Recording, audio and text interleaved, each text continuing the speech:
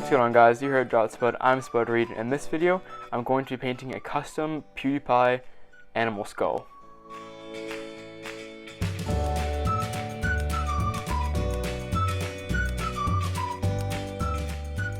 So I was wanting to paint the skull, but I didn't know what I was going to do, and I was thinking about different patterns and cool design ideas I could put on the skull, and I was reminded of PewDiePie's red and black squiggly pattern that he has on his headset and on his chair, and I thought that pattern would look really cool on a skull, especially with like the red and the black contrasting with the inside of the interior white of the skull. I think that'd be really cool. And so in this video I just decided to try that out and see how it looked.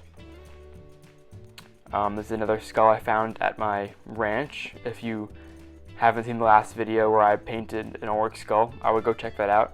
But this is basically the same concept. I found the skull and I was like, hey yo, let's paint it, it'd be cool. So here you see me just painting the skull a red color.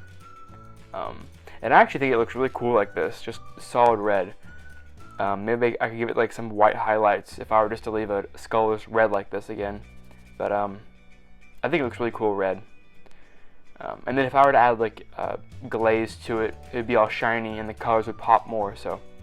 But I'm not going to leave it red. I'm going to add the black squiggly lines to it to make the PewDiePie pattern. But yeah, I think the red, just solid red, looks pretty cool. And it actually reminds me of that one creature from Subnautica Below Zero. I think it's called like I actually have no idea what it's called, but it reminds me of that, which is funny. And then here's me painting, or trying to paint the black lines. And I go pretty slow at first, trying to figure out where I want the lines to go. And if you look at the actual PewDiePie pattern, you'll see that there's some symmetry between the red and the black lines and the spacing and all that stuff. Like if you add more black, if you thicken the black line, then there's more red line in between. So it's kind of hard to figure out. So that's why I was slow at first. But now I've gotten to the groove. I'm going pretty fast. And I'm just making random turns in the lines and making it look interesting, not having it just be all straight and uniform. So I kind of went off a little bit off track, but I think it still looks pretty cool with all the wavy lines together. And I just decided to leave the teeth red because I thought that would be cool. And this is clear satin. It's like a glaze or a primer, a shellac, I don't know what you call it. But you put it on skulls, on turtle shells, rocks, whatever you want to leave like that same color and make it shiny and also make it waterproof.